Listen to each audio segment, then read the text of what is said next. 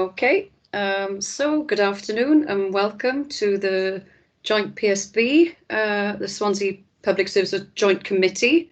Firstly, we go to apologies for absence. Thank you, Chair. We've got apologies for absence from Phil Roberts and Councillor Rob Stewart. Great. I was going to do a welcome, but I don't think Councillor Curry has joined us as yet. But if you can keep me posted, and I will do that when he joins. So over to disclosures and of personal or prejudicial interest. Does anybody have any disclosures for any items on the agenda today? No, I can't see anybody indicating. So therefore on to item 3, the minutes of the previous meeting. And if I can ask somebody if they're happy that they're an accurate record, if you can move them for accuracy. I see a nod from Roger. Everybody happy that those minutes are accurate? Yeah, okay, great, thank you very much. And then on to update on actions from the previous meeting, item 4. Adam, do you want to take this item? Yeah, great, thank you, Chair. Most of the items are updated as part of the agenda today, Human Rights City Partnership Forum. Just one update, certainly on the critical incident group for the ASB is underway, being scoped and moving forward. I'm hoping that we'll be able to bring an update to that to the next meeting, so we can bring a bit more detail around that. All the other items are pretty much picked up on the agenda. That's great, thank you, Adam. So that takes us on to public question time. Alison, I don't believe we've had any public questions for the meeting today. No, Chair. Okay, thank you very much. So on then to items for discussion, decision, approval, action plans and follow-up. It's a snappy title. So item 6 is the Green Climate Change Agenda. So I'm going to hand over, I think Susie's joined us. Is Martin with us?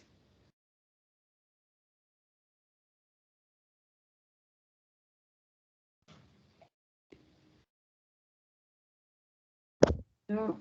Sorry, Chair. Are we doing item 6? I do apologise. I'm on the wrong agenda. Thank goodness for that.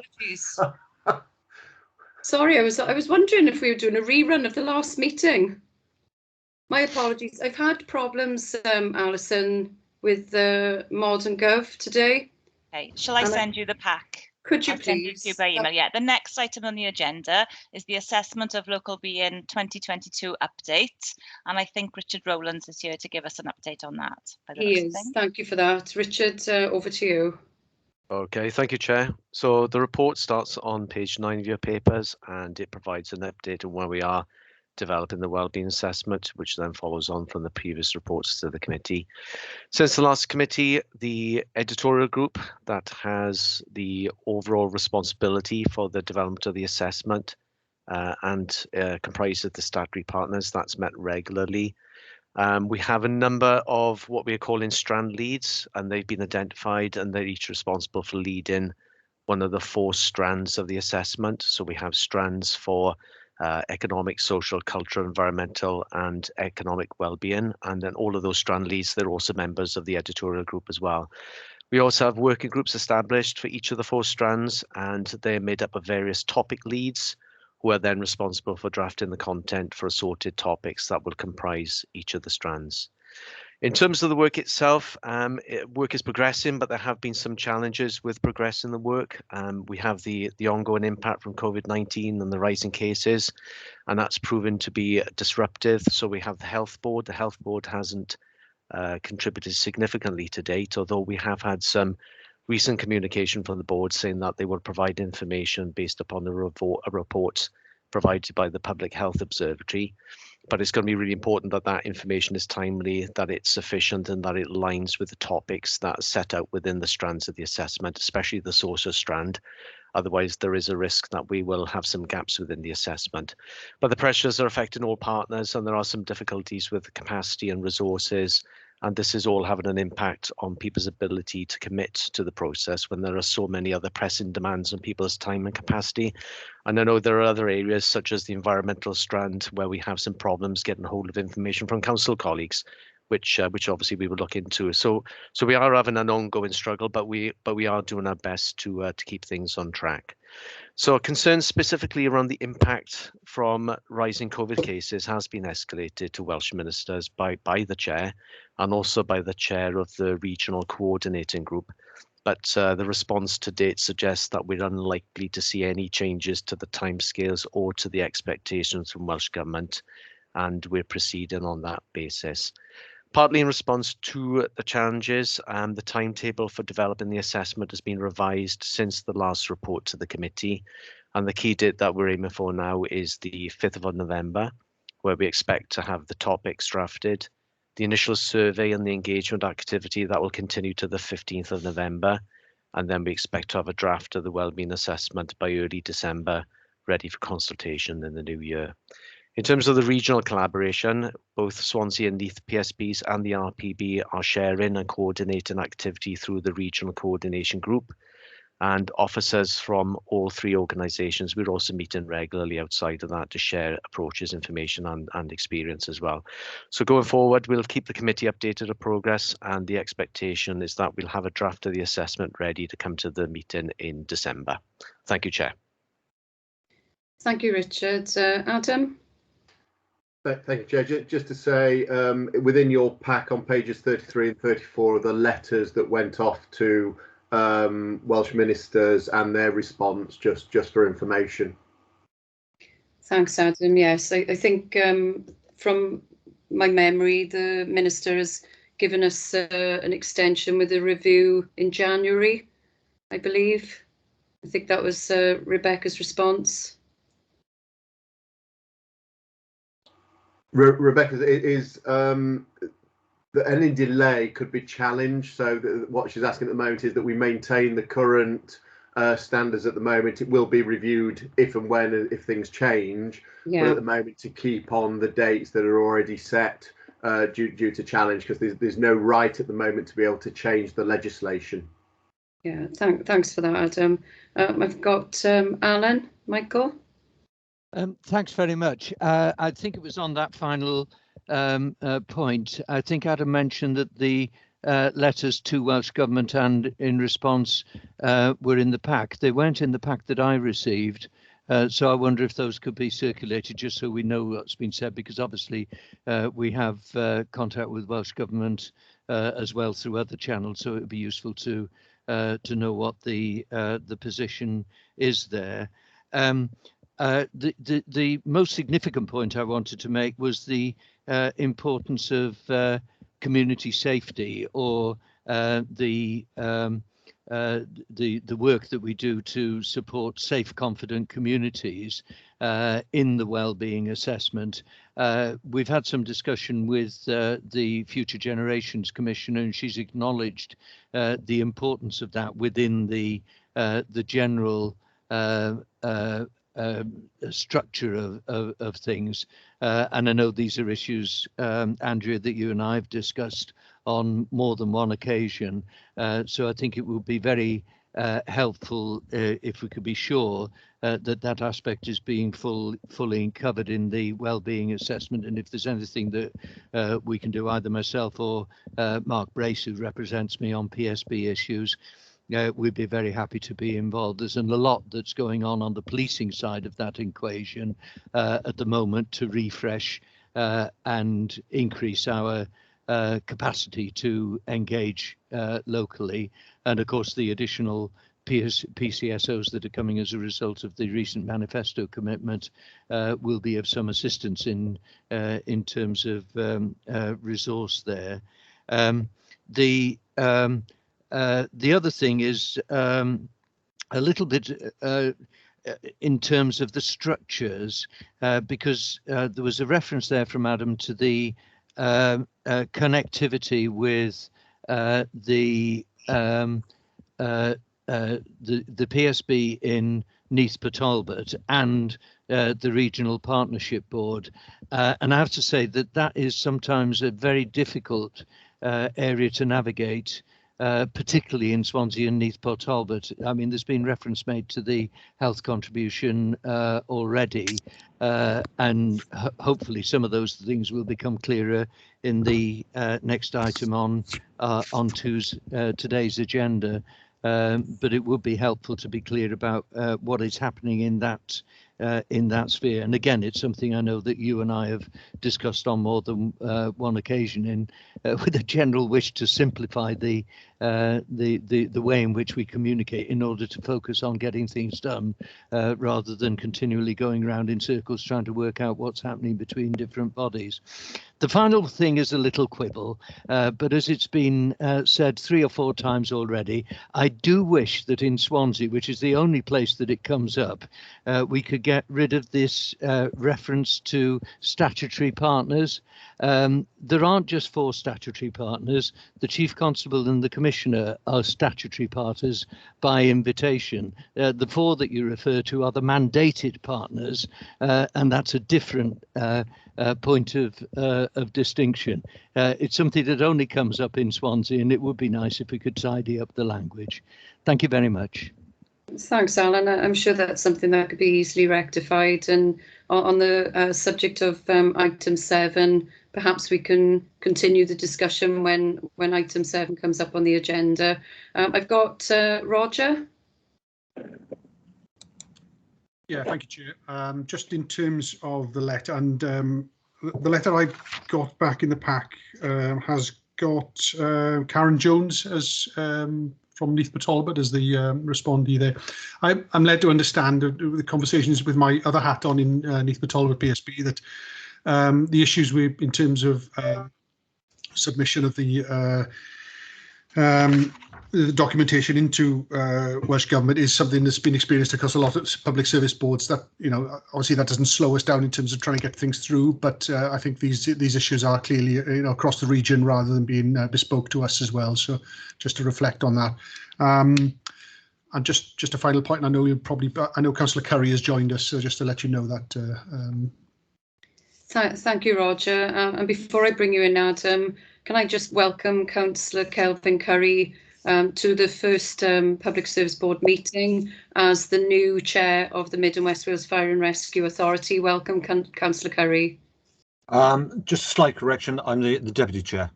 Oh, deputy chair, right, yeah. Okay. You're very welcome anyway. Thank you for joining us today and for standing in for the chair. Okay. Very welcome. So thank you for that. Over to you, Adam.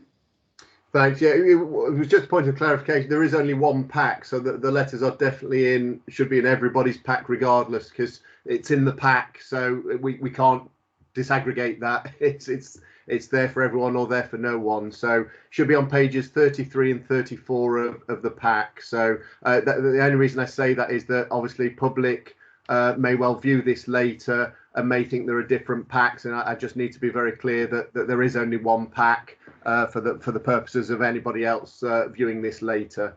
And just on Roger's point, Karen wrote on behalf of the Swansea Bay region in relation to this, which is why the letter came back from Welsh Government to Karen, but we also wrote subsequently supporting that view, but there's only the one response that covers both the letter from Karen and ourselves. So just as a point of clarification.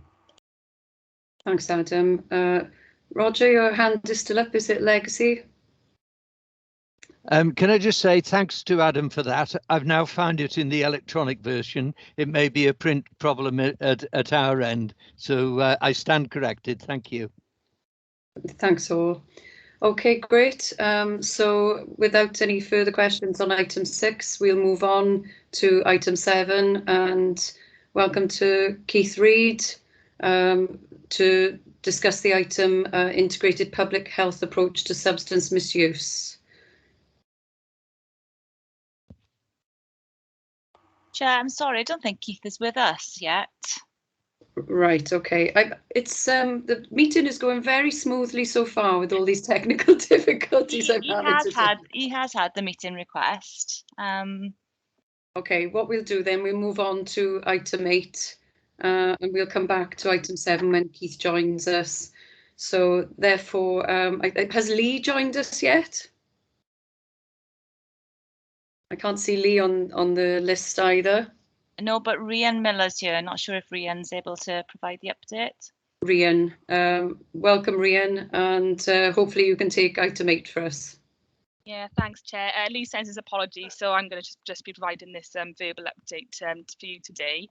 It's just a brief update really on where we've got with our vision of becoming a human rights city in Swansea. Just to briefly remind you all, we came to you in June with a view to reinvigorating this within the PSB, and all partners were supportive and have since nominated members of their organisations to join a steering group who are pushing this work forward. And that steering group has begun to meet and has met once and is due to meet again next week. We are pushing ahead with this in terms of on the 10th of December, which is Human Rights Day, we're going to hold an event which will formally launch our intention in Swansea to become a human rights city. All the partners should have had some sort of meeting holder sent to them to either attend that event or try and come to send another representative to that event.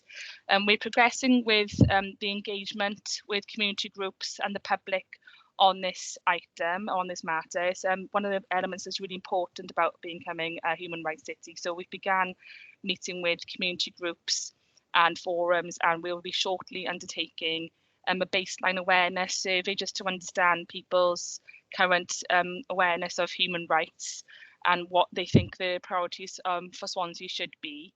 And that survey will be sent around to all partners. So we would encourage partners to share that within their own organisations and also with their service users. In terms of the event on the 10th, the purpose of that will be to launch our intention, but also to showcase the good work that's already going on in Swansea. So the steering group members have been asked to bring examples of work or ideas for what they'd like to showcase at that event. So we're meeting next week, so hopefully they'll come with ideas that we can actually present at that event. And we're progressing obviously with just looking at the framework has come out for human rights now in Europe, and actually when we're looking at the framework, we're actually not that bad really. We're actually meeting most of the requirements, so it's really good that we can progress this work. And I just wanted to keep you all updated really about the progress that's been made so far. Thank you, Rhian. That's really useful, and I'm sure partners will be encouraged to support. I can't see anybody indicating with any questions, but I guess that's just for information for you all. So thank you very much for that update.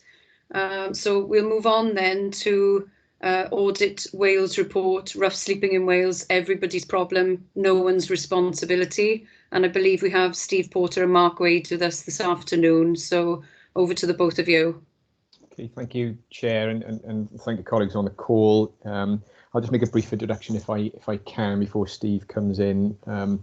It's a really important area of work, and one of our top priorities, really, from a homelessness prevention, homelessness strategy perspective, is the work and the complex work around rough sleeping.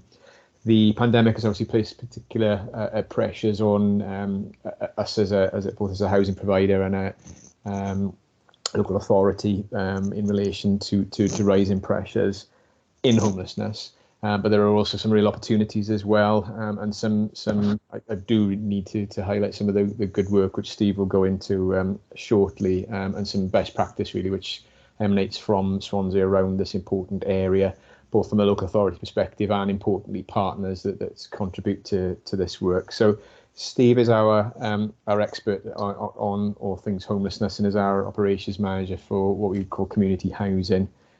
This is an extremely complex area, as I'm sure you'll appreciate. So I'll hand over to Steve, who's, as I say, our lead in this area. So thanks, Steve, who'll take us through the report. Thanks, Mark. Yeah, as Mark said, rough sleeping is extremely high on the political agenda across Wales, and there's always lots of media interest in it. Sometimes good, sometimes bad. So it's quite an important area, and it does affect us all. We may not think it, but it does, and that's really what the report essentially is saying. It's a rather lengthy report, so I know we're all busy. I don't imagine everyone's seen the 53-page report that Audit Wales have done, but the overriding theme of it, you run it through, is that entrenched rough sleepers often have complex needs, and that putting a roof over somebody's head is simply just not the answer.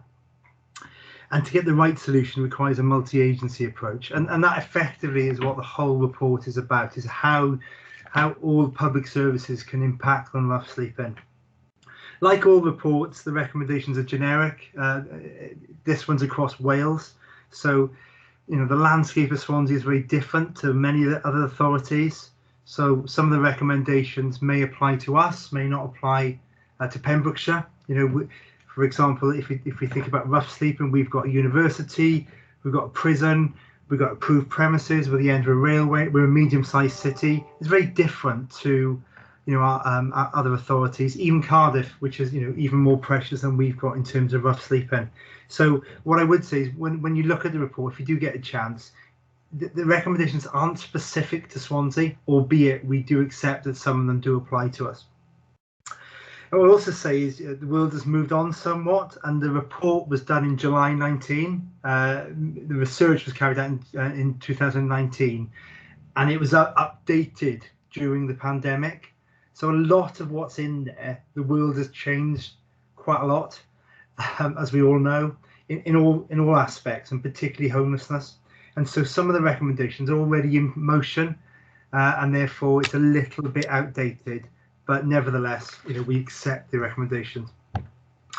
In terms of its key findings, the challenge really for all of us guys is, you know, the very small cohort of people with complex needs, and that how hard that is to address, you know, as I mentioned, just not putting a roof over somebody's head. The report believes that everybody's too focused on housing and it needs a much more partnership approach, and that public bodies are reactive rather than proactive, and this really is costing all of us a lot of money. So we're actually waiting for people to become homeless, and then we're trying to address the problem.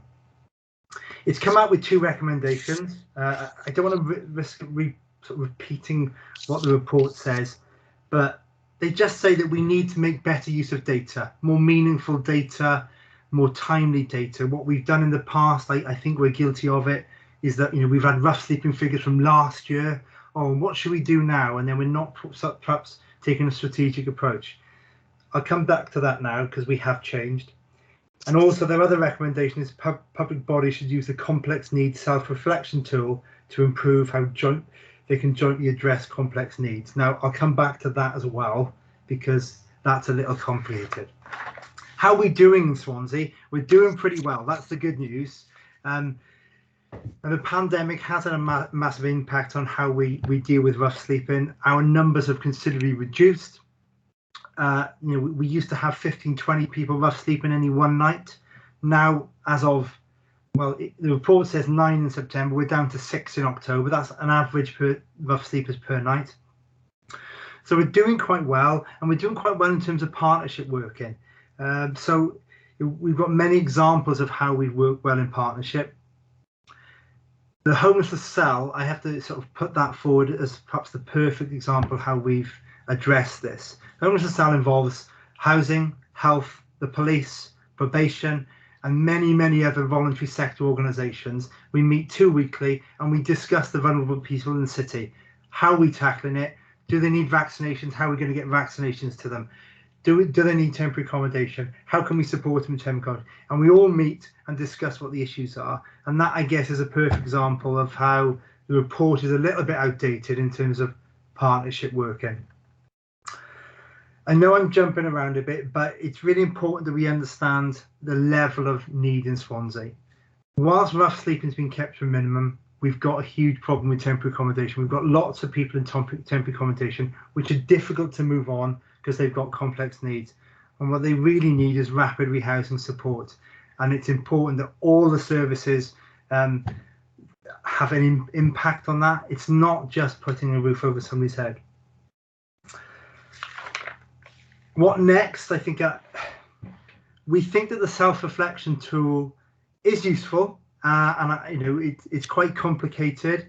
And whilst our recommendation is that all public services have a look at it and decide whether they feel that they're having an impact into complex needs and rough sleeping, we'll probably try and condense that self-reflection tool from a housing perspective and send that out to you guys at a later date, because I don't think it's that meaningful, because as I mentioned, we've already moved on quite a bit in terms of addressing rough sleeping.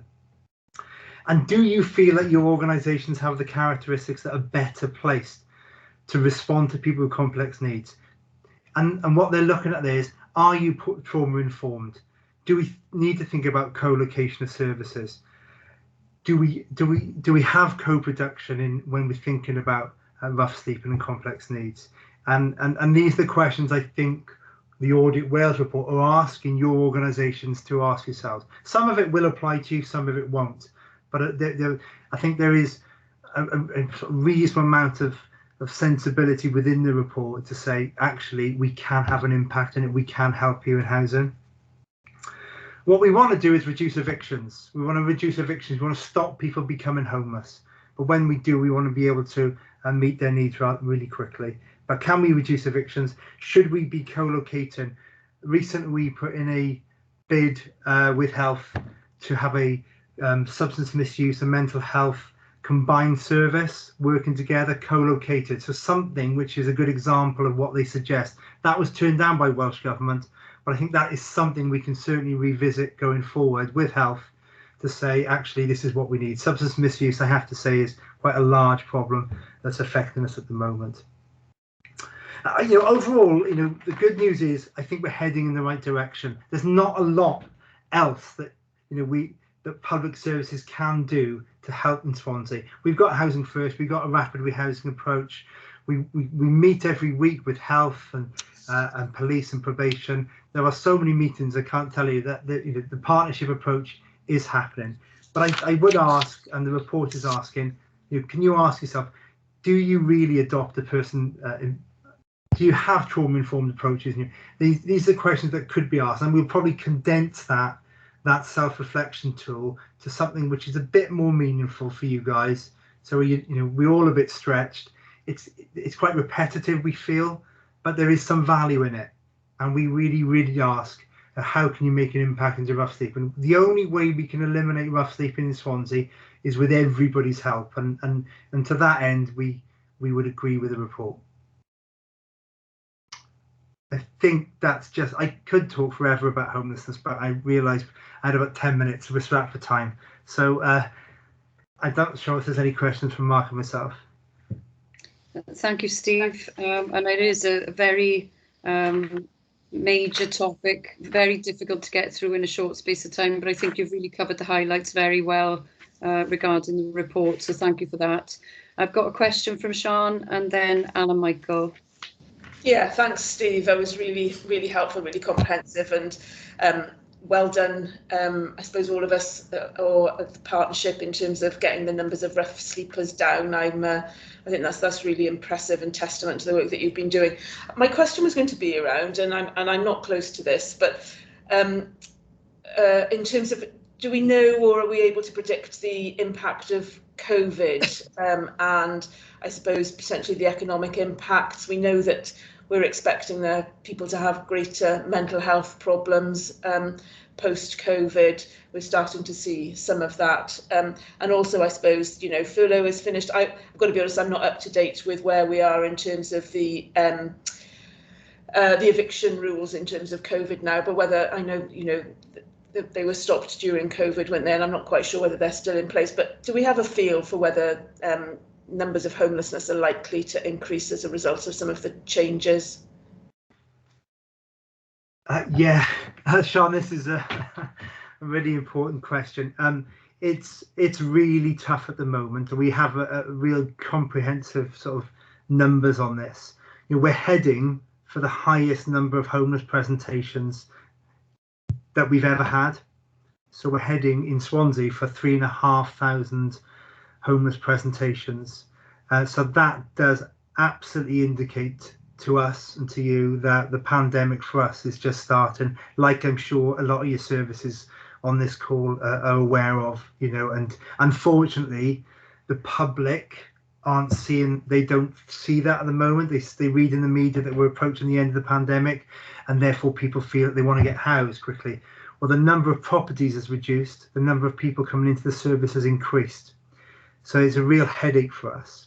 we've been given extra money in the housing support grant to tackle this, and we are building extra properties. So it's not all doom and gloom, and some of the things like Housing First are working, but in terms of sheer numbers, it's a worry for us. And particularly, you mentioned the private rented sector.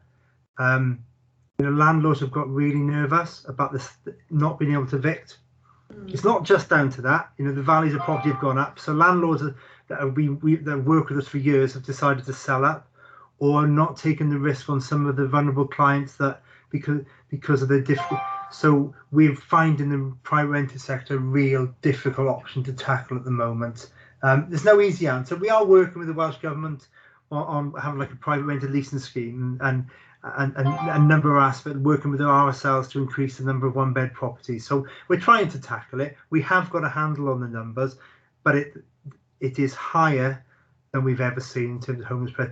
And it's down to private rented landlords selling properties. It's down to relationship breakdowns, and that's not just relationship breakdowns. That's family breakdowns where mums or dads have kept their children long during the pandemic, but they've had enough.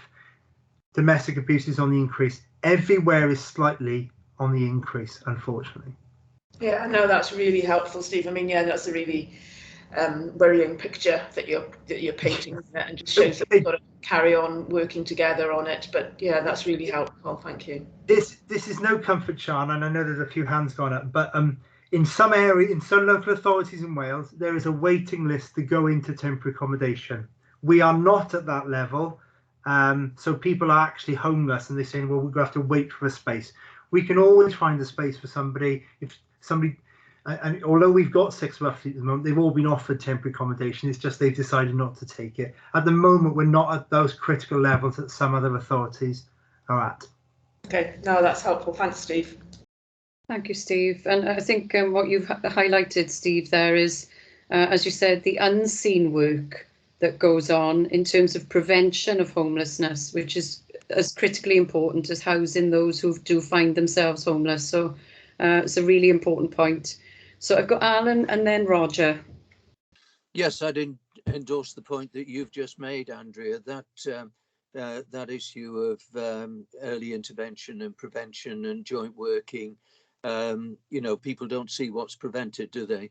Or the places where joint working leads to improvement. But we all know how important that is if we're not going to see increase in harm, an increase in demand on all services.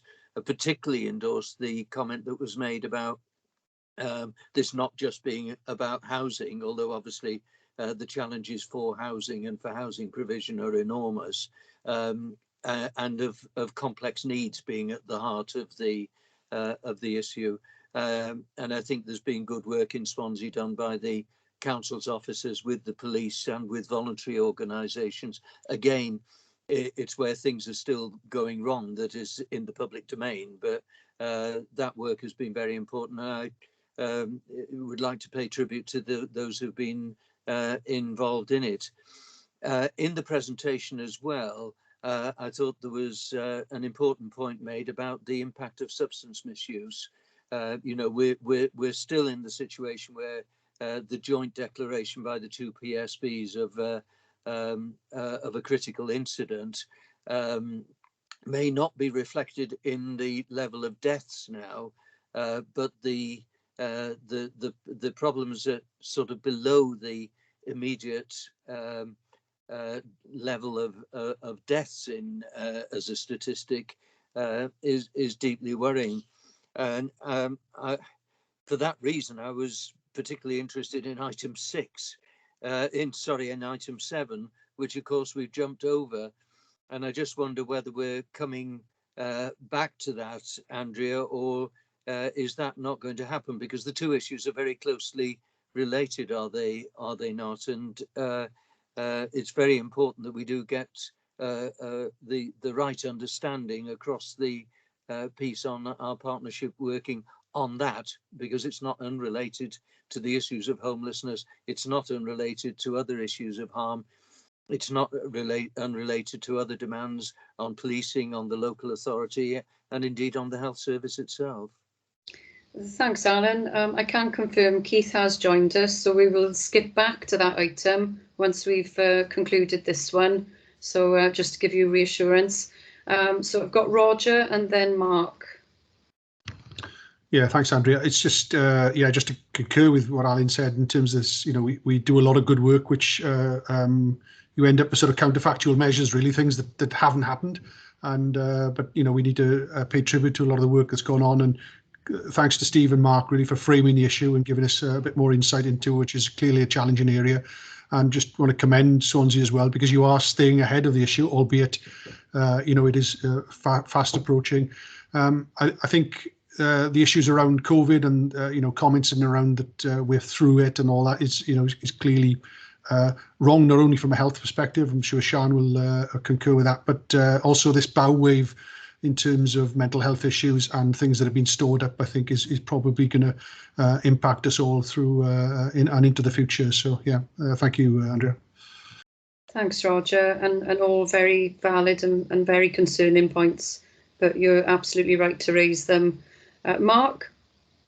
Yeah, thank you, Andrea. All I was going to say was just to make a basic point, because I know that we've been through some really difficult issues within Swansea, well, not necessarily within Swansea, I mean, Neath and Port Talbot, around the public aligning criminality to homelessness, and then making sort of some real issues on social media platforms. I think there's an area of work here that's sitting around education, particularly within social media, around people being victims and not criminals.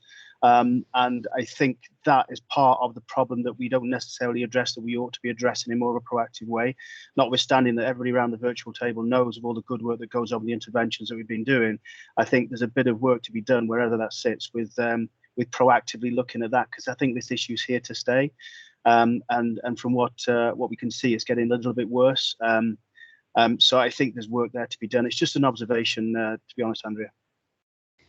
Thank you for that, Mark. And I don't think anyone would disagree with that point. You know, these are people who desperately need support.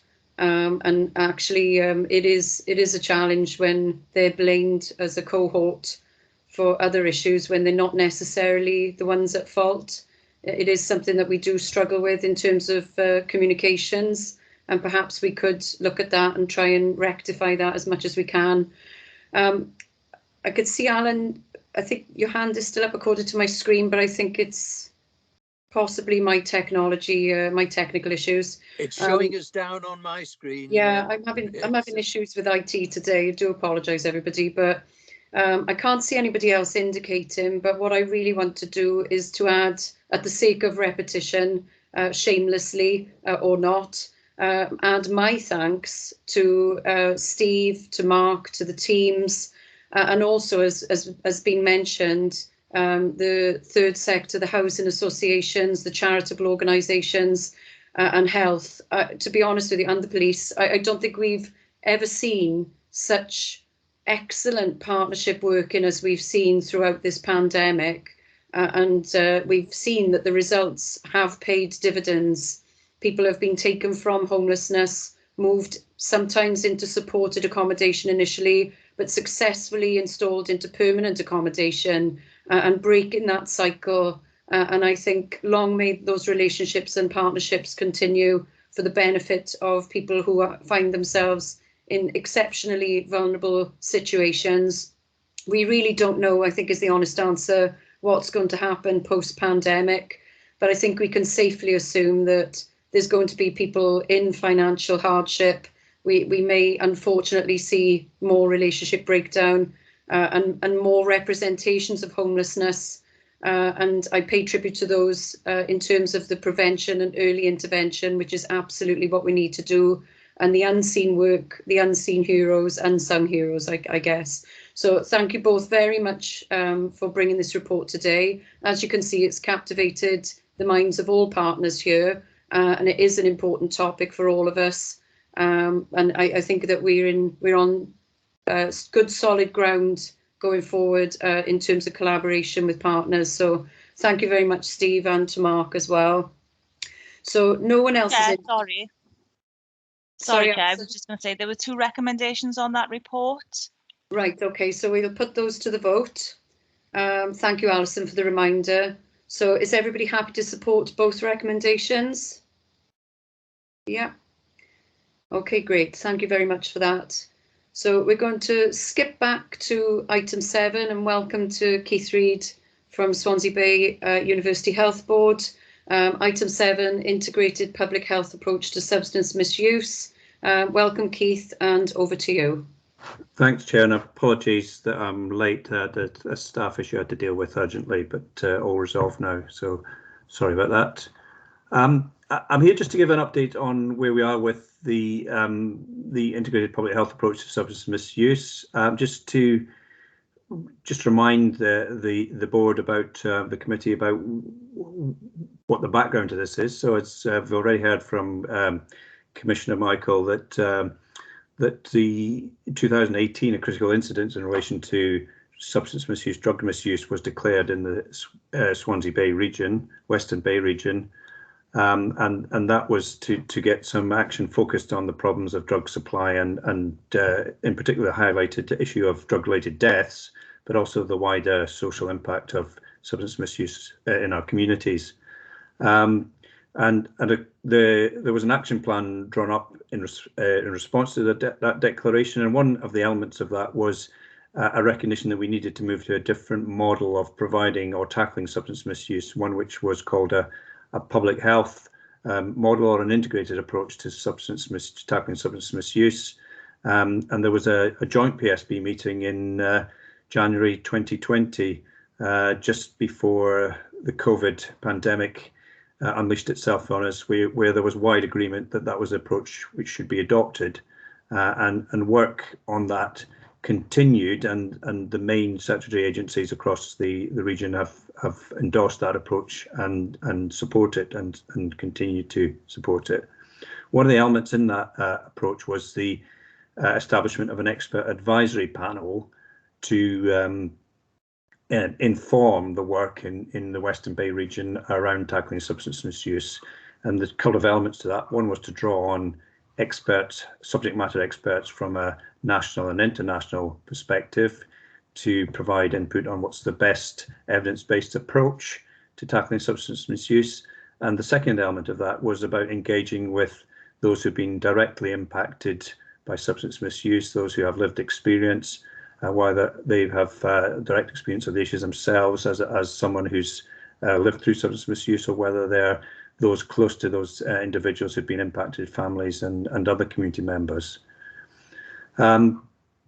The responsibility for moving on with the proposals contained within that that model sat with the Area Planning Board, which is a multi-agency group which exists to oversee the implementation of the Welsh Government substance misuse strategy in the Western Bay region, and I'm currently chairing that in an individual role, not necessarily as a health board person.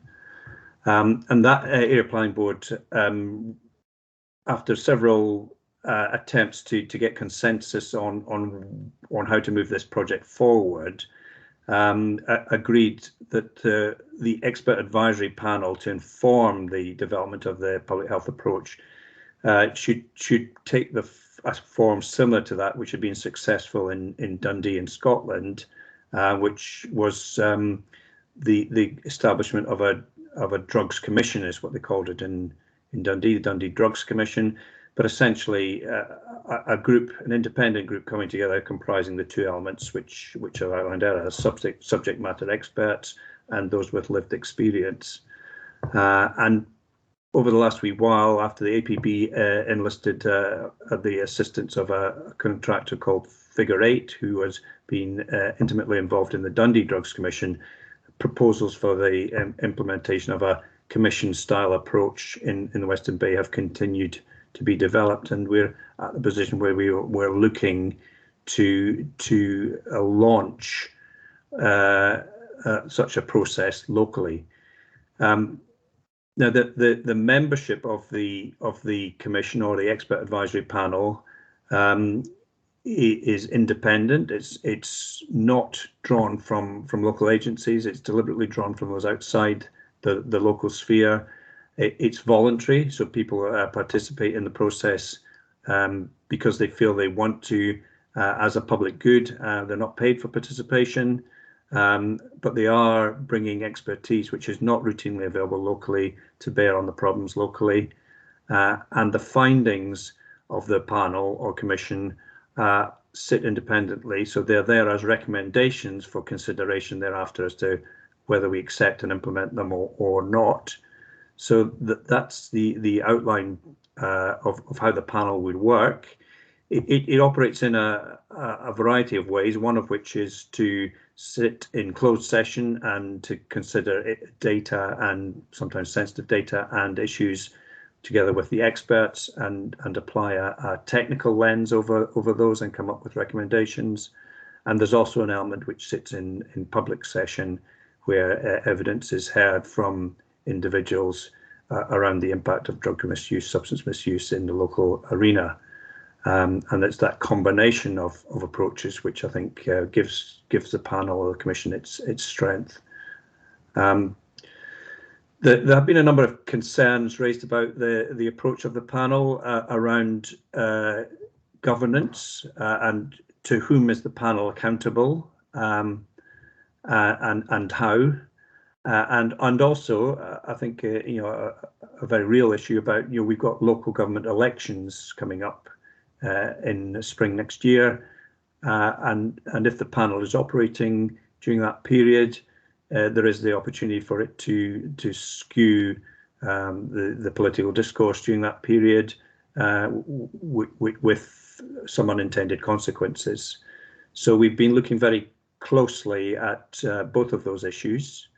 I mean, I think in terms of governance, the issue, the idea is that the panel is independent. So the panel's recommendations are owned by the panel. It's up to local agencies to consider to what extent they agree with the recommendations and how they adopt those. But there's not a sense that the panel or the commission is owned by a particular local agency or group of agencies. And indeed, there's a real reasons not to have it owned or sponsored by particular agencies. So the original scoping work has been commissioned by the Area Planning Board using Area Planning Board funds, but there's a strong desire that the commission isn't seen as independent and is able to act in an independent way and has unfettered scope to come up with recommendations as it sees fit. As I say, what's done with those recommendations is for down the line. And then the other element is about how the panel can conduct its business, having due regard to the if you like, the PERDA period around local government elections. And there is an agreement at the APB level that any work undertaken in the run-up to between now and the start of the campaign period should be done in a way which is certainly, I would use the word discreet. It can be done focusing on the technical aspects of the Commission's work. It can be done out of the public eye. And then the areas which are potentially more controversial certainly will attract more public attention in terms of evidence taking from those directly impacted, and other public facing activities would occur after the local government elections have been settled next May. I guess the other observation I'd make before I finish is that the idea that everything in terms of the development of services, the continuing development of services, and the addressing some of the deep-seated issues in the services is not going to be halted whilst the panel or commission undertakes its work. There are some real practical issues with service provision which require urgent attention and will be being addressed in the interim whilst the panel or commission undertakes its work. And there is an absolute need to do that. So although we did see a dip in drug-related deaths last reported year, which is 2019, rates have gone back up in the most recent report back to their historical level. So that's we're seeing in Swansea, City and County of Swansea, 1 drug-related death every 11 days or so. And I don't think anybody would agree that that's an acceptable level.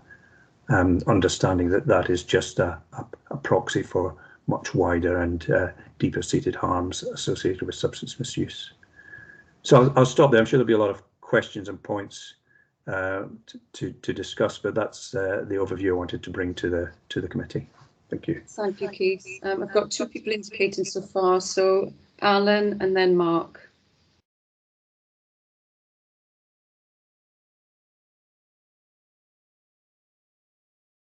I'm trying to get off mute. Am I off? Yes. Thanks very much indeed for that, Keith. This has been puzzling me since the word commission came into being, and what I can't quite get at is whether it's the word that is causing some confusion or the multiplicity of arrangements. So what does the commission, and you've also referred to a panel, and I'm not clear whether the commission and the panel are different things. What does the commission actually do? What does the panel actually do? Is the name right? Because the word commission sounds as if it's something that we set up to do stuff. And it didn't seem to be that it was going to have resources. If the commission, or is it the panel, or is it both of them, are meant to be experts that challenge us and produce evidence from national and international examples of things that have worked. I can see the value of that, provided then we know who is listening and which of the multifarious local partnership arrangements is going to be responsible for the doing bit of it. So it would be helpful to know that. The Dundee Drugs Commission, I think we've all looked at the model of Dundee, but of course they didn't have some of those local arrangements, the PSB being, to my mind, one of the most important, but we've also got then the APB and the RPB. You know, it's an alphabet soup of different different meetings, and we were hearing about some other ones earlier. Then going to the issue of the critical incident and what came out of that. I mean, what came out of it was a plan which, if you like, ran out of road, I think, in about 2020, which, when we looked back, the greatest benefit that had come was that the agencies involved in the Swansea area, Swansea and Neath Talbot, including the Health Board, including the police, including the local authorities, had got used to working together, and that sort of building of relationships had been a big positive. What had actually been achieved out of it, I think, was a little bit less than that, to be honest, but it sort of identified the appetite to do more and to make more impact. Now, in terms of where things need to happen, to my mind, there are 2 big ones. One was the thing that we agreed to put our hands to, which was the alliance approach to having a single service. I mean, we've been working quite hard to unpick some of the arrangements we've done between policing and probation on tampering and substance misuse in order to be able to work with the Health Board on a joint approach, so that you have a single service approach. But that's still about service delivery and work with people who've been drawn into substance misuse.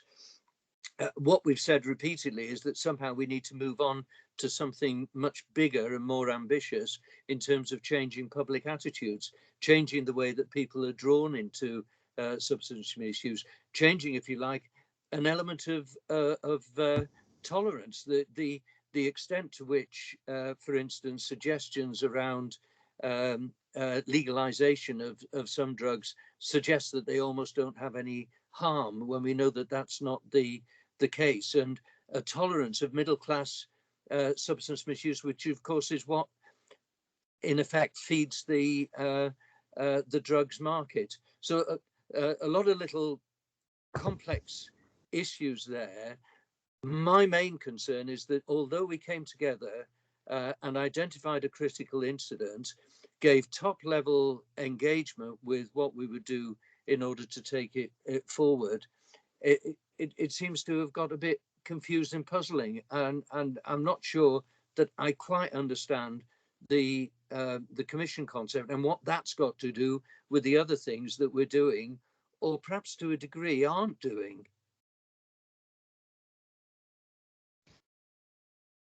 Shall I respond, Chair? Keith, yeah, Keith, do you want to come back in on that, and then I'll bring Mark in? Yeah, and I think that's a very helpful perspective that you've shared to us. I mean, in terms of, I'm sorry if I've confused by talking about panel or commission.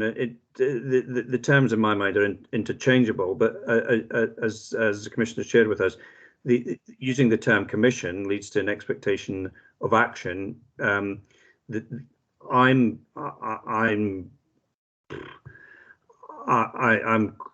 quite agnostic as to what we call it, but I'm mindful that if we call it a commission and there's an expectation that the commission will do things themselves, then that's perhaps misleading. The purpose of the panel is to provide a series of recommendations for action. So maybe calling it an expert advisory panel, as it was initially called, is the better way, because then it will be an expert advisory panel. And drawing on its expertise from a range of different sectors and experiences. I think the question about, sorry, and also note that Dundee is different. There's a very different policy environment in Scotland, and that 2 Scottish Government ministers resigned over the issue of drug-related deaths, and one of those was an MP in Dundee, MSP in Dundee. So there's a very different political environment in Scotland. And structurally a different environment as well, because the Dundee sits as one administrative section within a wider health board boundary, whereas here we're talking about an approach which is coterminous with the local health board and 2 local authorities. So that structurally and policy-wise is very different. But I think there are some clear lessons which can be drawn from the Dundee experience, and that was to try and bring a critical eye, independent of the players on the ground, to make some recommendations for action to tackle the intractable issue of substance misuse. I think in terms of the alliance approach, the issue that's happened there is it's founded on a lack of a common view of what an alliance is, and then a lack of a willingness to engage into coming together to deliver a single service. Partly, I think, because there's a lack of vision as to what that service would look like. And I know that the original proposal did set out with some reasonable detail what an alliance service delivery model might look like. But when we've tried to then engage partners around the table as to how we might go about developing that further, that founded, and it founded when Karen Jones, the Chief Executive of Neath Talbot Council, was chairing the APB, and I've not been able to take that forward. Sorry, could I just cut in on that, because that is such a central point. Where has it founded? Who has found it impossible to proceed? We've found difficulties, yes. But I wasn't aware that the Health Board had decided not to proceed with that. It's the APB that's decided not to proceed with that. So at the moment, I think the view was that when we tried to push that forward, and your office did make a considerable offer of resource to support the development of that approach, we were unable to get consensus as to how that might move forward. So it's not a single party that was unable to do that. It was a number of parties, just and there was not a single view of to what the alliance was, and so that did lead, trying to ground that led to prolonged and ultimately unfruitful discussions, and that was one of the things which then led to the exploration of bringing in the expert advisory panel in a commission format, the Dundee commission format, to try and break through some of that. I think, and I'm sorry, Andrew, I'm being rather rude, but I just don't understand how we've got to this stage, and probably how we got here isn't the most important thing. It's how we move forward, isn't it? But we were, the feeling was that we were motoring across Swansea and Neath Talbot and really wanted to tackle these issues and to take the initiative on the alliance approach. What's happened across our area, we've got 3 local authority, 3 health board areas across the South Wales Police area, is that actually there's now significant interest in the Cwm Taf Health Board area and work going on. And it's actually happening in Cardiff and the Vale, because that's accelerated past Swansea and Neath Potolba. And it's difficult to understand how it's happened. Well, the difference in Cardiff and the Vale is they said we don't have a view of what an alliance model is. We'll go out to the market and you come forward with your alliance proposals. And I think that's the difference. So the commissioners have stood aside and said, you know, providers come forward with what you think an alliance is, and we'll scrutinise it. That's not what's happened. But actually, what's happened there is that the Area Planning Board and the PSB are completely aligned, and I think that's what's created a real sense and willingness to get it moving forward. I'm probably not being helpful here, Andrea. No, I'm finding it helpful, so I don't know if everyone else isn't. I'm you know, the thing is that we've got good people in Swansea who want to get things done, and yet we seem to get drowned in, you know, our feet seem to be caught in treacle every time we try to take a step forward. Perhaps if I can come in here in the hope of trying to be helpful. So I think what's missing from the plan, I guess, is what the membership of the panel looks like, where that membership will be drawn from. I know that we've worked with Andy from Dundee to support us for what the Swansea Bay model will look like. And as Keith has said, it might not necessarily reflect exactly what's happened in Dundee. It's got to be Swansea Bay specific. I would say that we probably won't get to the bottom of this in this meeting today. And I would suggest that we take this discussion offline to talk about the governance structure, the panel membership, and then perhaps come back to the PSB at a future date once we have that agreed, so that we can update members at a future meeting. Does that sound okay for both of you? I think the one thing I would like to say is that if it's a question of getting lessons from national and international in a panel, let's use that term as Keith conceded. So it's an independent panel to advise and give us suggestions from experience elsewhere. I don't see why that shouldn't proceed. And then in parallel, you're quite right. I think we need to offline look at the governance. What is the role of the Area Planning Board? What's the role of the PSB, the two PSBs potentially? And if we can sort of sort out some of that, so it's clear who is responsible in a way that is acknowledged by everybody, so that we're not all with different views. I think we could probably make some quick progress and clear out of the way the things that seem to be getting in the way at the moment. Okay, thank you, Alan, and thank you to Keith. I can't see anyone else indicating. I think my technology was yet again had gremlins and was showing Mark Breyer's hand up, but that wasn't the case. So apologies for that. But thank you, Keith, and I'm sure we'll continue these discussions offline. So thank you for the update, very much appreciated. Yeah. So that will take us racing ahead then to item 10 on the agenda, which is the climate change commitment from partners on the Swansea Public Service Board. And just to give a little bit of background, as a council, we declared a climate emergency back in 2019. And as a result of that, and as a result of the action plan, Swansea Council have decided to launch a climate and nature charter in the hope that partners, local businesses, and local residents of Swansea will sign up to that charter in terms of their actions, their action plan. We're not suggesting that everybody follows the Swansea Council action plan, because that's obviously specific to us. But what the charter does do is ask partners to consider their own climate emergency actions. And I know that a lot of you have already got some excellent work underway. What I wanted to do is give special thanks not just to our officers with the council who've worked on the climate charter, but also the very helpful input from NRW and from Swansea Environmental Forum in terms of the wording of the charter. And I'm very grateful to those agencies for that.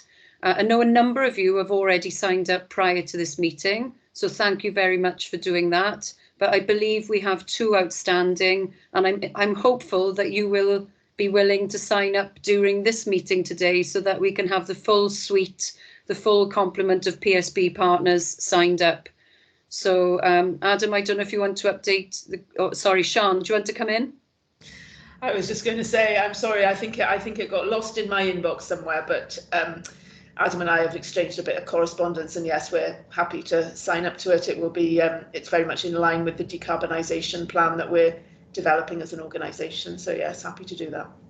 Thank you, Sean.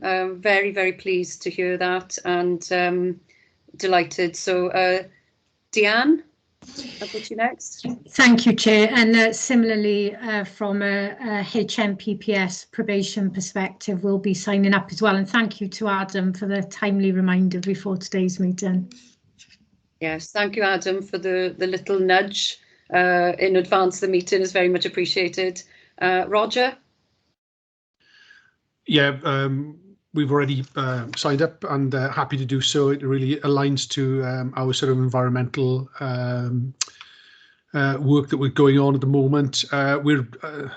Interesting, we're having an Audit Wales report shortly. They're looking into our work within sustainability, environmental challenges that we're trying to go forward. We're trying to be carbon neutral by 2030.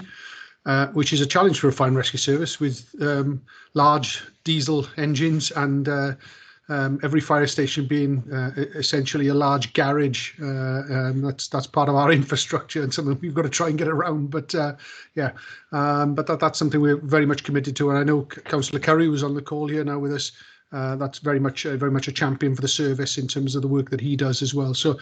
The only thing I'd say, and I know it's a plan on a page, it was never intended to be a lot of detail in there. I would like to see perhaps some more sort of baseline, so way markers, if you like, and I'm sure that will be coming in due course, because 2050 is a clearly a long way off, but I'm sure there's a lot of things we can do in the interim to hit some real sort of targets and work together to achieve those as we've done in the past. Yeah, thank you, Chair. Thank you, Roger. And yes, you're absolutely right. The Charter is meant to be very much an overarching document, but below that, more critically, sits the actions that we can do together as partners. And I think that's where the value of the Public Service Board pays dividends. We can look, as you said, we all have fleets. And I think there's something in there about the charging infrastructure and looking, at a future map of Swansea and the region in terms of how we can all benefit from that infrastructure. And there's something around where there's crossover between us as public sector organisations and where we can benefit by working collaboratively on those things to tackle climate change and the nature emergency together. So I think it's a very, very important point that there's far more that will sit below this charter. And it was intentionally, I guess, very light on the detail, because I know that each of us will have our own individual action plans, but those action plans will inevitably show some crossover and some benefits of partnership working that we can explore further going forward. So thank you very much for that. So I'm looking at Adam. I think that's all partners signed up, Adam. So I don't know if Mark wants to come in. I know the police and crime commissioner has signed up. I know it's gone to the chief constable for signing. I think it is just like the health board. There's a system it has to go through in order to get there. And I know they're on board and it's being processed. So there was a commitment from the police, definitely, that it fits in. And I don't know if Mark Breyer. Yeah, no, that's No, Adam, you're absolutely right. I think it's with our legal department. It's within the spirit of what everybody's saying. So we don't foresee an issue at all. We've just got to dot the I and cross the T from the organisational point of view. But it's but yeah, it's in play with us. Thanks, Mark. I think the sooner we can confirm that, the sooner we can go out with our communications, just to show that we're leading the way as a public service board and all partners are fully signed up. That would be really welcomed. So the sooner we can do that, I'd be very grateful to you. Martin? Yeah, thanks, Andrea. I was just going to come in and say that, you know, this is the very bare minimum we can all do here. But the fact that we've now got ourselves collectively on the same page on this, with the public sector commitments, hopefully in advance of where other bodies and organisations and businesses are going to be, and some of the businesses are ahead of the public bodies, by the way. But you know, this gives a really strong platform for us to say that we're all in this together, and that we can all sing from the same sheet, if you like, on this, because it just, you know, gives a lovely start to any conversations we have. And I suspect we'll come back to this when we look at the opportunities this gives us now in the timetable of the wider partnership meetings that we can, because we need to bring all of those voices and perspectives into what we're trying to do here, really. Coming out of COVID, our organisation, just say, Andre, that we've got a renewal programme about how we're going to work, you know, as a home-based organisation from here on in, depending on what the teams do in the organisation. But we had a brief conversation, you and I, Adam, last week about how we can look at accommodation and working hubs and everything. That's very much a live discussion with us. And just to say that our accommodation review that we're also having now, and just taking the opportunity, not just through COVID, but just generally, is going to be climate driven. And finance is second to it. So, you know, we're putting climate at the very top of everything that we do here, including how we come out of COVID now and review any accommodation review or anything. So, you know, everybody's taking it seriously, and it's good to see that cemented in this agreement today. Good stuff. Thanks, Martin. And that's a really great example of how we can work together, because I know that Welsh Government, obviously the recommendation currently is when you can work from home, but coming out of the pandemic, we will be looking at more community-based hubs where people can work agilely, and I'm sure there's some crossover there and some benefit to sharing some workspace as well, and it would be really good to further those conversations, and I think that could benefit all partners, so definitely worth exploring those discussions. So it's a huge topic. We could probably talk for another few hours on it, but I'm just really grateful to all of you who've signed up. Just wanted to extend my thanks to you and look forward to seeing where those areas of common ground are working together going forward. So thank you all very, very much. So we're on then to item 11, which is over to Susie Richards for the Partnership Forum options. So over to you, Susie. Okay, thank you, Chair. If you can look at the report on page 25, it sets out the background of the Partnership Forum. It looks at some potential options and resource requirements for a new Partnership Forum, and also the potential content and timing of events. So the PSB's governance at the moment revolves around the Joint Committee, the task and finish groups, which implement our objectives, and a much wider, diverse, broad membership base, the Partnership Forum, which feeds into our priorities and meets every 6 months. So the last Partnership Forum met in October 2019. Because of the pandemic, the forum didn't meet as was planned in spring 2020 for obvious reasons. And because of the pressures on partners and the ongoing response to COVID, the Partnership Forum itself hasn't been able to meet since.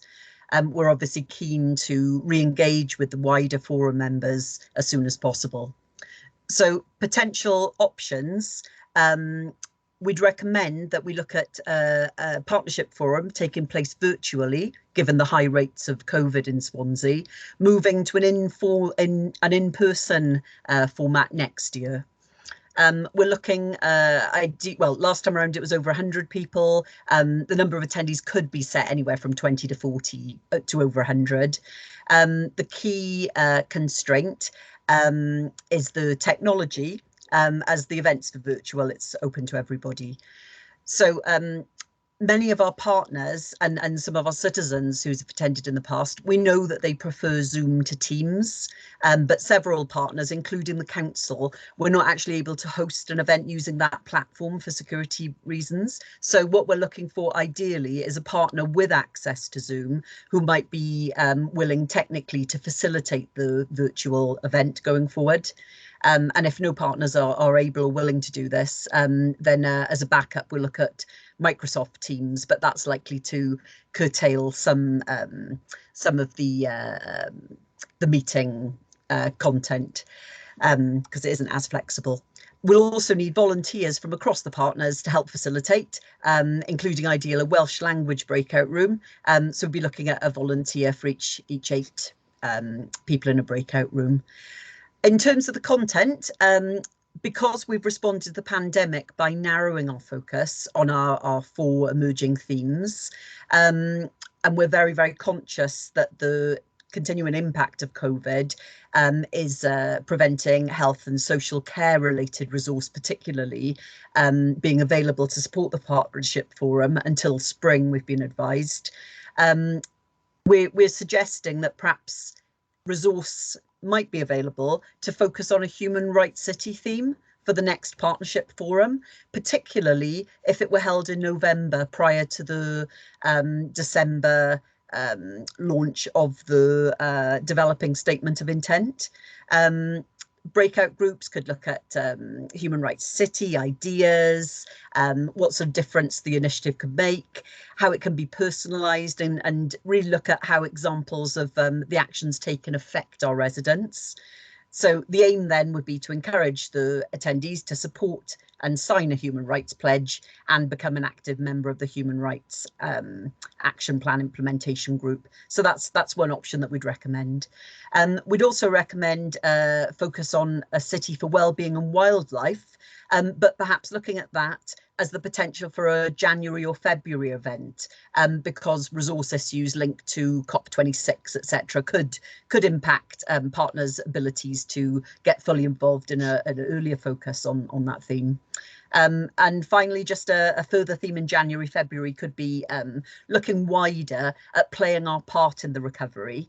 And that will be looking at future work streams and giving participants the opportunity to respond and help shape post-lockdown work streams, as well as supporting work on Human Rights City and City for Wellbeing and Wildlife, etc., focusing the plot everyone can play.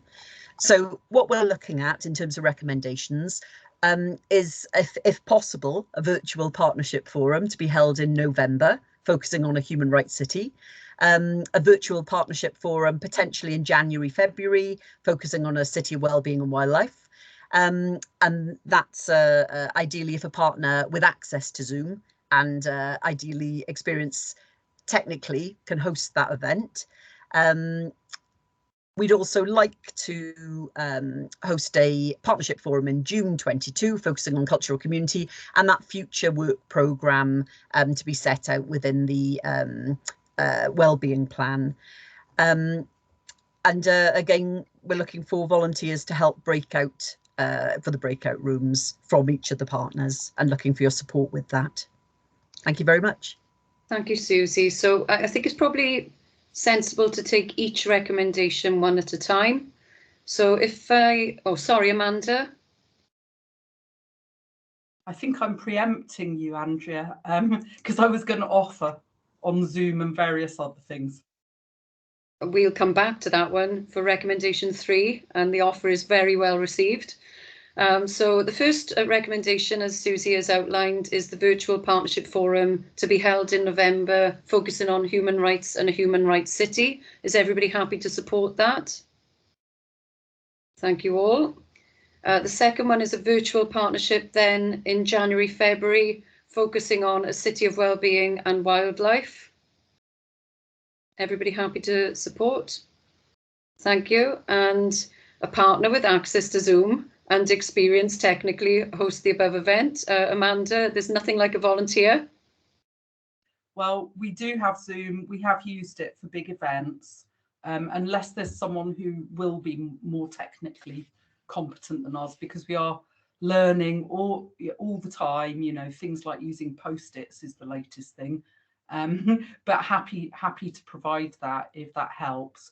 What we don't have is a very large staff team, so we would absolutely need you know, support in the breakout rooms, scribing, that kind of stuff. Thank you, Amanda. I can't see anyone else volunteering to support that event. So I think everybody's happy for you to take that forward, and it's well noted that you will need support for the breakout rooms. I'm sure that can be easily arranged. So thank you ever so much for that. Okay, so we're on then to an in-person partnership forum in June 2022, focusing on culture and communities and the Future Work programme. Is everybody happy with that? Great. And the number of invitees is open to all Partnership Forum members. Everybody happy to approve? And then last but not least, partners commit to contributing volunteer breakout room facilitators. Given that Amanda has kindly volunteered to operate the Zoom, perhaps it would be good to for someone to coordinate the volunteers for the breakout rooms. Amanda, I don't know if there's anyone else on the call that can assist Amanda with facilitating that. Perhaps if we do it via Leanne, Adam? Yeah, we can certainly take on the collation. What we're really asking is that every partner on the PSB put somebody up to help facilitate. If names can then be sent in to Leanne, she can pass them on to the team in order to be able to brief them in advance, talk them through what they need to capture, scribe, and so on. So if so long as there is somebody, a named person from each part of the organisation, that'll be great. Thanks, Adam. Martin? Yeah, if Leanne could write to us, it would be helpful to have that kind of formal request. I can subscribe to it now, and we will have people to on hand to facilitate and take part and lead and possibly chair. But if she wrote to us, I think that will just prompt us to make that commitment. Great. Can I just make the point about the potential January-February event, Andrea? I think focusing on nature is fine, but you will have heard maybe Julie James talk as the Minister around not separating out climate from nature, in that you know, you must do nature and climate together, or we'll solve neither. They're so intertwined. One can help mitigate and adapt to the other, as well as causing problems for the other as well. So you can't separate them. So I think in terms of designing that day, we'd like to bring, and it'll also give a bit of a platform for us on that climate work as well, that the charter that we've just agreed as well. So I'm sure we can put the shape around that that will hit the spot actually. But really looking forward to that. That'd be a really good event. Thanks, Martin. I think you must have read my mind then. I was thinking exactly the same thing, that the event would be a really good opportunity to continue the discussions we've started today. And thank you to Sian as well for the offer from the Health Board. Adam? Yeah, if we can just change that point to then, a virtual partnership forum is held in January, February, focusing on a range of areas around climate change, nature, city of wellbeing and wildlife, and that'll then pull all that in nicely together, and then we can shape it hopefully with Martin around exactly what we do to pick that up. Thanks, Adam. That's great. And thanks to Leanne as well for the offer to help coordinate. Okay, fantastic. Thank you, Susie. So that takes us on to the items which have been included for information. So then I won't dwell on those because we have discussed the letters already. So Future Work Programme. This has been circulated. Anyone want to comment, or if you're happy, Adam? Yeah, if I can, Chair, just take a moment. The important thing of the PSB is that it's made up of its partners, and the partners we're really looking for to put agenda items on where there's an ask, where we'll work together, as we've done with the climate change and as we heard from Keith earlier, on the Drugs Commission and so on. So this is your meeting as much as it is anybody else's, and this is your opportunity to raise awareness, put something on the agenda that you'd like to be discussed, that there's an ask, And that's the key message, really. We want the PSB to be constructive, forward-thinking, but a true partnership where we work together. So again, if there are areas that you feel in your business sector that you could bring to the PSB where we can add value, we can discuss something, look at a way forward, help our residents, then this is your chance to put it on the agenda so that it's there for all to discuss and feed into. But it's only as good, I try and shape this as much as I can sort of behind the scenes, but I'm only one partner in all of this, so it's for you to feed through. If they don't come in, then we'll just keep doing what we do, and actually we need to evolve on this process. So if there is anything, put it forward, let's get it on the agenda and really make the PSB what it should be, and that's a true public sector partnership moving things forward. Thanks, Adam. I've got Alan, and then I think Amanda's hand is up. So Alan. Thanks very much. I responded really to what Adam has just said, and I think it's a really helpful way of approaching it, and it's also a bit of a challenge to us. I think looking at the work programme, we've got the reference in December to the integrated offender management work. Now, I think this is a really interesting one because IOM, or Integrated Offender Management, has very often been seen as something that what the probation service does and the rest of us don't have to worry about it. And actually managing the cohort of offenders, whoever they are, is an essential part of community safety priorities. And what's happened in recent times is the agencies at a Wales level have shared money to put in an analytic capacity, and we've got to the point where the dashboard that's available for that will do something that I've been looking for the last 8 years, which is to be able to tell everybody in each local authority area what the cohort of offenders in their area is. Now, obviously, there's a direct responsibility on probation and the police in terms of offender management, but if you don't understand the cohort, you can't really expect anybody to look at it. It may well relate to some of the issues we were talking about earlier on the agenda. So the suggestion I'd like to make is that we expand the integrated offender management bit to be looking at community safety developments with the integrated offender management bit within it. I think the way that's being refreshed is actually quite helpful.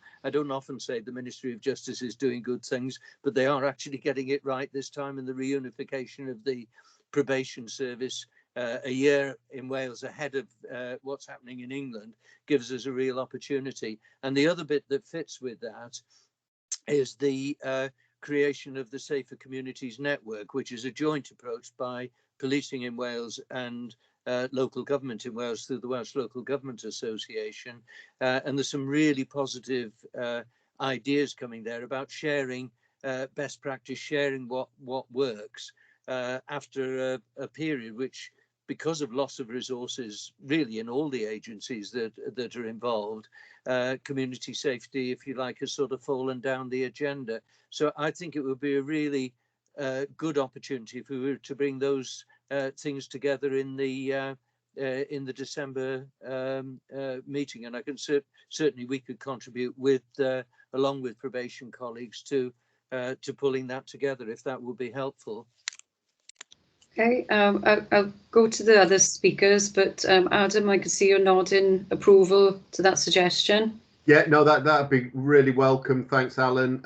We'll make sure we come through to you and Tracy just to join that up so that it is one. But brilliant. Great, Amanda. Yeah, no, it's really good timing actually, because we had and this is the local authority third sector compact third sector strategic framework group yesterday, and actually the group said that they would really like to be able to bring something to the PSB, so possibly early spring. The discussion that we were having was obviously in relation to the local authority and reporting to the local authority on the work that the group has achieved over the year. But what we were going to do was try and find a way to join it up with third sector involvement with the RPB, and also then specifically with the health board. So it was in that context that people were saying, oh, and then maybe we should talk to the RPB, to the PSB as well. So we're going to be gathering some sort of case studies and trying to put together it would be an annual report for the sake of the local authority, but it could be more interactive in terms of other partners. If we did pull it together in terms of what we know about the third sector working with all the statutory partners, that might be a really nice one to come here as a presentation with a question and answer session. So not particularly an ask at this point, but it may lead down that road further. And in terms of time frame, as I say, the time frame that we're working to is November, December for the sake of local authority. But if we're then involving other partners, there's other time frames. So as I mentioned, perhaps early spring sometime. We have a meeting in February, which may be suitable for you. Perhaps if we can leave it with you for now and you can advise us. February would be excellent, especially with the socio-economic duty and the focus that it's got on our communities. That would gel nicely for the February meeting. Great, thank you, Amanda. Roger? Yeah, thanks, Andrea. And just to support Adam in his plea for people coming forward and putting agenda items on. If you recall, back in April, Midrin Harris from Mid and West Wales Fire did a presentation on Operations Down Sclow, Rain Dance, which talked about multi-agency work to try and address wildfires within the Mid and West Wales area. And also attending that meeting was Martin Nichols from Swansea City Council, and there was some collaborative work that's come out of that in terms of joining up partners as well, offline and outside the meeting, but really positive. It's also, we've had a springboard into some research work as well through a couple of universities, Swansea and East Anglia. So, great to see. And it's amazing what can happen just putting partners together in the same space and some sort of ideas and cross-working as well. So, yeah, just to support Adam's plea for papers coming on and a good example of how things can lead to some real positive collaborative work. Thanks, Roger. Deanne?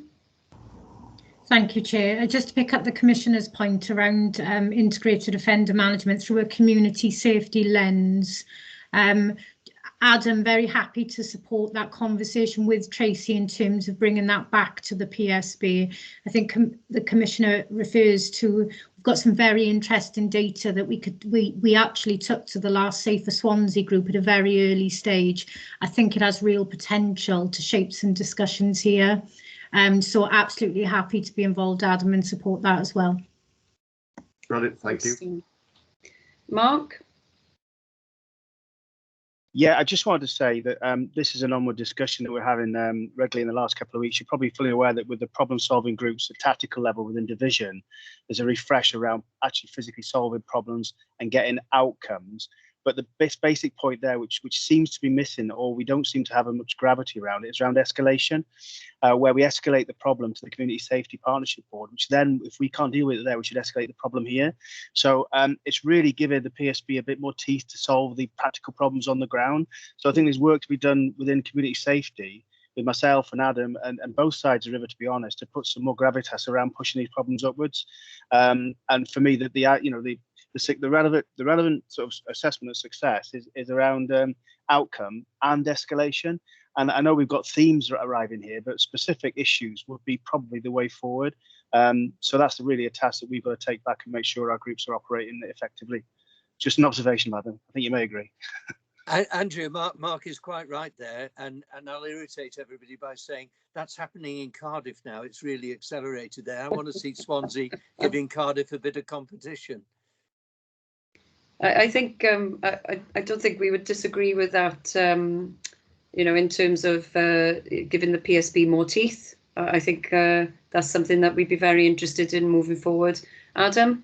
Yeah, thanks. I know Cardiff, being the second city, is doing quite well, and it's good to see them coming along and catching up. But we do, through the critical incident groups, focus, but I'm absolutely in the same space as been said in terms of how do we dovetail those up and in and escalate things as we need to go on those key issues that don't need a long-term answer, need a quick fix. But good to see Cardiff coming on our coattails. Roger? Yeah, with the firmly tongue-in-cheek pattern to be extended. Yeah, I think that reflects the recent football score and ABC. I was obviously taught in school, but it means anywhere but Cardiff apparently. So that's the typical aggression you expect from the fire service, isn't it? Oh, I couldn't possibly comment on the Swansea versus Cardiff, but yes, we did win 3-0. Sorry, I just thought I'd mention it. So yes, so all very, very positive suggestions. Leanne has just very kindly put in the chat. If you want to email your items to Leanne, she will very kindly add those to the agenda. So we've covered the future work programme, and I'm really grateful to partners for your suggestions to add in and be included in that. So the date of the next meeting is Thursday, the 16th of December. So it just remains for me to thank you all for attending today. Thank you all for your contributions, and I look forward to seeing you. I can't believe where this year has gone, in December. So in the meantime, please stay safe, and we look forward to seeing you again soon. Thanks, Andrea. Right, yeah, see you all. Thanks all. Andrea. Cheers. Thank you. Thanks very much. Well done.